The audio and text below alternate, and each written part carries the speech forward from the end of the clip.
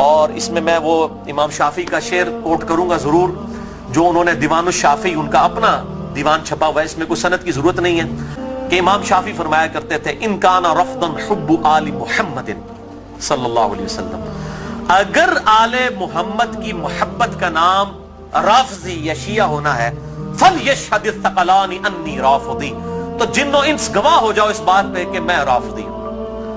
کہ اگر سیدنا علی سے محبت کا نام شیعہ ہونا ہے اور تم مجھے بلیم کرتے ہو کہ میں علی سے محبت کیوں کرتا ہوں، آل محبت سے محبت کیوں کرتا ہوں، اس کی بنیاد پہ تم مجھے شیعہ کہتے ہو، تو گواہ ہو جاؤ میں شیعہ ہوں۔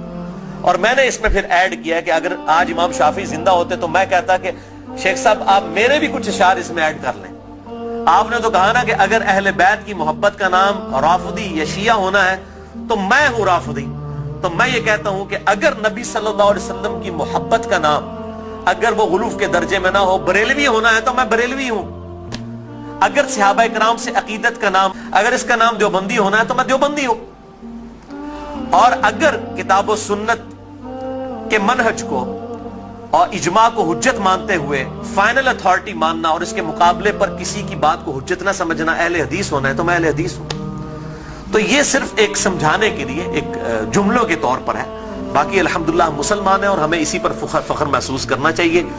اللہ تعالیٰ نے ہمیں مسلم پیدا فرمایا ہے، وَسَمَّاكُمُ الْمُسْلِمِينَ، اس نے نام بھی ہمارا مسلمان رکھا ہے، ہمیں اسی پہ فخر محسوس کرنا چاہیے۔ باقی جو یہ فکر کی بات ہوتی ہے، اگر اصحاب الحدیث یا اہل السنہ کی فکر محدثین نے استعمال کی تو یہ فکر کے طور پر تھا، کبھی یہ مسجدوں کے باہر اس طریقے سے تفریق نہیں کی جاتی تھی جس طرح آج کل ہو چکی۔ لیکن پھر امت کے اندر کیا ہوا، نبی صلی اللہ علیہ وسلم تو چلے گئے، اور آپ صلی اللہ علیہ وسلم کے بعد وقت جب گزرتا گیا، لوگوں نے اپنے بزرگوں بابوں کے نام کے اوپر فرقے کھڑے کرنا شروع کر دی۔ اس میں بزرگوں کا قصور نہیں تھا، یعنی امام حنیفہ، امام شافعی، امام احمد بن حنبل، امام مالک رحمہم اللہ اجمعین علیہم السلام رضی اللہ عنہم اجمعین، ان کا کوئی قصور نہیں ہے۔ انہوں نے کہیں نہیں کہا کہ ہمارے ناموں کے اوپر آپ فرقے بنائیں، اپنے ہمارے ناموں کے اوپر چیزوں کو ڈیوائیڈ کر دیں، ان کی کہیں یہ تعلیمات نہیں تھی۔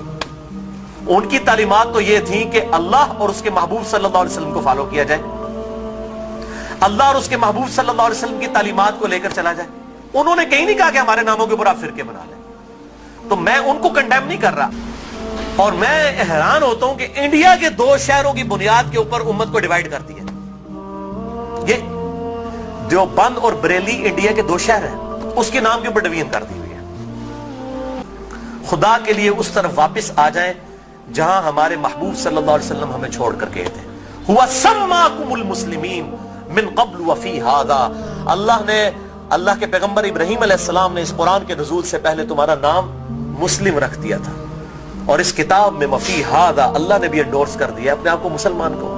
کیوں اپنے آپ کو ڈیوائیڈ کرتے ہو؟ کس لیول تک ڈویژن کرو گے؟ کہ امام مالک رحمہ اللہ کا قول ہے، وہ فرمایا کرتے تھے اس امت کے آخری حصے کی بھی ہدایت ویسے ہی ہوگی جس طرح کے ابتدا کے حصے کی ہوئی تھی۔ صحابہ کرام علیہم رضوان، اہل بیت، بریلوی، دیوبندی، اہل حدیث، شیعہ، اہل سنت اس تفریق سے بہت بالا تھے۔ آج بھی الحمدللہ وہ مسلمان اس پیٹرن کے اوپر، مجھے کہتے ہیں لوگ جی وہ آپ کس فرقے سے ہیں، میں کہتا ہوں جی میں اس گروہ میں شامل ہوں، فرقہ تو ہے ہی اسلام میں حرام، ٹھیک ہے۔ اللہ تعالیٰ نے واضح طور پہ فرما دیا ہے کہ ان الذین فرقوا دینہم وکانوا شیعا لست منہم فی شیء، اے نبی جنہوں نے دین میں فرقے بنائے اور اپنے آپ کو گروہوں میں بانٹ لیا، آپ کا ان سے کوئی تعلق ہی نہیں ہے۔ سورۃ الانعام آیت نمبر 159۔ اس طریقے سورہ آل عمران کے اندر ہے وَاعْتَصِمُوا بِحَبْلِ اللَّهِ جَمِيعًا وَلَا تَفَرَّقُوا، اللہ کی رسی یعنی قرآن کو، صحیح مسلم میں آتا ہے غدیر خم کی حدیث میں کہ یہ قرآن ہے اللہ کی رسی، اس کو مضبوطی سے پکڑ لو، فرقوں میں مت بٹو۔ صرف ایک بات آپ نے فرمائی، الجماعہ کو پکڑ لینا، امت کی مین سٹریم کو۔ اور میں آپ کو بتاؤں امت کی مین سٹریم جو ہے نا، عام مسلمان، وہ فرقہ واریت سے بالکل لا تعلق ہو چکا ہے، اور خصوصاً ابھی جو نیو مسلم ہے وہ اپنے آپ کو مسلمان محسوس کرنے میں ہی فخر محسوس کرتے ہیں، الحمدللہ۔ تو اللہ تعالیٰ ہمیں توحید پر بھی کاربند رکھے اور توہین رسالت سے بھی بچائے، نبی صلی اللہ علیہ وسلم کی سچی عقیدت نصیب فرمائے، اپنی موت سے پہلے اپنی قبر و آخرت کی تیاری کرنے کی توفیق عطا فرمائے۔ سبحانک اللہم وبحمدک، اشہد ان لا الہ الا انت، استغفرک واتوب الیک، وما علینا الا البلاغ المبین۔